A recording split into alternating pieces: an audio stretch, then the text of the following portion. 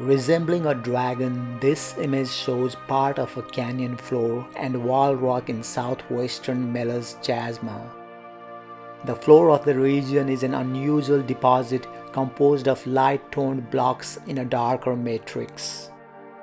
In the lighter blocks, the high resolution of the image reveals layers just a few meters thick. Most are approximately 100 to 500 meters in diameter and appear rounded, while others are elongated with angular edges.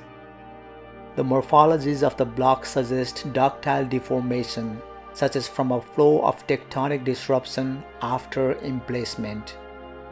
Wind-blown aeolian ripples are interspersed between the blocks in the darker matrix. Small valleys can also be seen along the wall rock to the south, which is a mixture of two geologic units with differing reflectance. The light tone unit appears to be thinner and only exposed in localized spots. Several light tone deposits are seen only in the valleys, suggesting they were either deposited or exposed by erosion.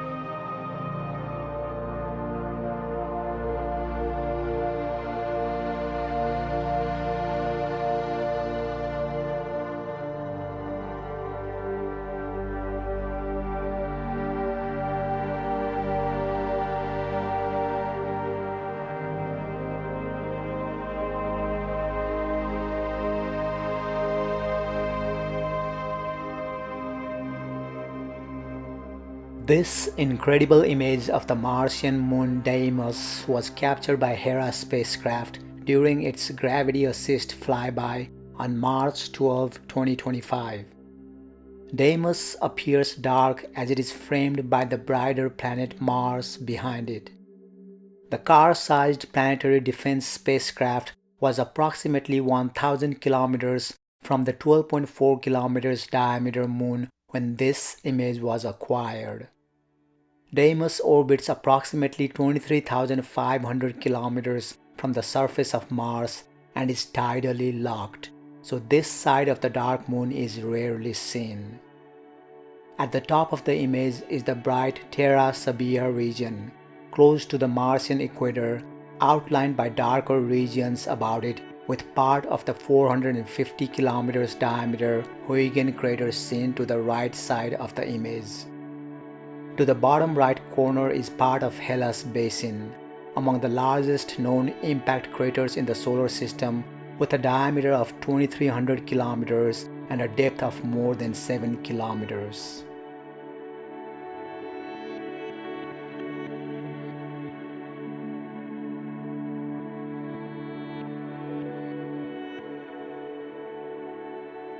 Planet Mars is home to thick layers of clay that can span hundreds of feet. Since they need water to form, these outcrops have long been of interest to scientists looking for signs of past life on the red planet. New studies have found that most of these clay terrains formed near standing bodies of surface water, which were common on Mars billions of years ago.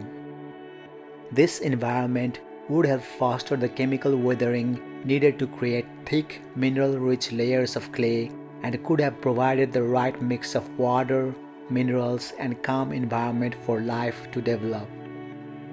Areas like these have a lot of water but not a lot of topographic uplift, so they are very stable where favorable conditions for potentially habitable environments might be able to be sustained for longer periods of time. Scientists have noted that the thick clays could also be a sign of an imbalanced water and carbon cycle on ancient Mars, which could explain why Mars appears to be missing carbonate rocks in environments where they would be expected on Earth. Billions of years ago, Mars was a wet world. It had lakes and rivers which created geological formations that are carved on the surface of the planet today. The thick clay layers formed during this wet period. However, before recent studies, little was known about the environments in which they formed and how the surrounding terrain influenced their evolution. After analyzing images and data from clay deposits that had been previously identified in a global survey conducted by NASA's Mars Reconnaissance Orbiter, scientists investigated trends in their topographical characteristics and how close they were to other geological features such as former bodies of water. The results showed that the clays were mostly found at low elevations near lake deposits, but away from valley networks where water is thought to have flowed more vigorously across the terrain. This balance between chemical and physical weathering led to their preservation through time. Mars' clay environment is similar to the tropical places where thick clay layers are found on Earth.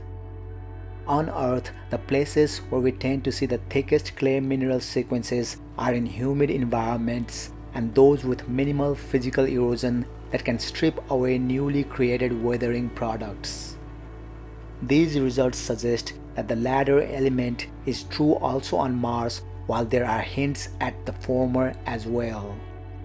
However, the clays also reflect an ancient Martian world that was very different from the Earth of today.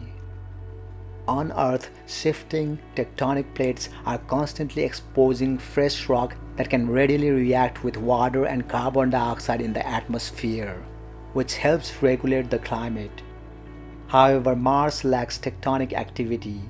When Martian volcanoes released carbon dioxide into the atmosphere, the lack of a source of new reactive rock would have led to the greenhouse gas to linger, causing the planet to become warmer and wetter. Researchers suggest that these conditions may have contributed to the formation of the clays. The lack of the new rock on the surface may have impeded the chemical reactions needed to form carbonate rock, which would normally form from volcanic rock that underlies most Martian geology given carbon dioxide, water, and time. Ongoing clay formation may have contributed to the lack of carbonates by sucking up water and sequestering chemical byproducts in the clay rather than having them leach out into the wider environment where they could react with the surrounding geology.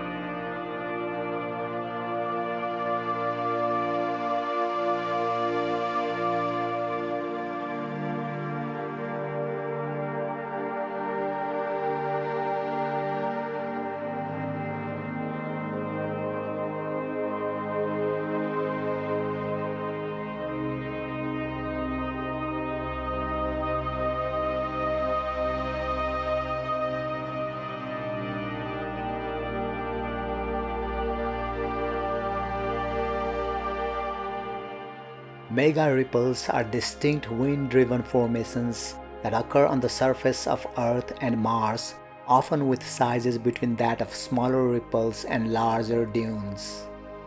Based on their shapes and examples of fractured crests in some areas, mega ripples are thought to be largely inactive relics of past climates. Thanks to repeat coverage by HiRISE, we can tell that some mega ripple fields are active and migrating alongside dunes and ripples. In this downwind perspective view, we can see mega ripples collecting along the flanks of the dark sand dunes near North Polar deposits. A closer look illustrates the fine-scale details of some active mega ripples during the summer.